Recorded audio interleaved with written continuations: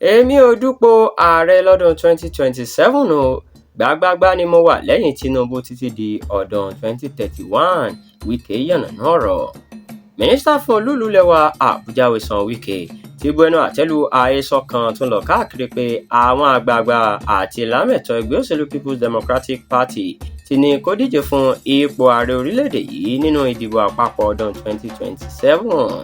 Nínú àtẹ̀jáde kan láti ọwọ́ olùrànlọ́wọ́ pàtàkì fún Wẹ̀sán Wike lórí ètò ìròyìn lérè Ọláyínká fi síta lọ́jọ́ Sátidé ọ̀sẹ̀ yìí ló ti sọ wípé irọ́ tó jìnnà sóòótọ́ tó wá láti ẹnu àwọn tí wọn ní nǹkan ṣe tí wọn kò sì ní èròǹgbà rere fún ìdàgbàsókè orílẹ̀-èdè yìí ní àhesọ náà.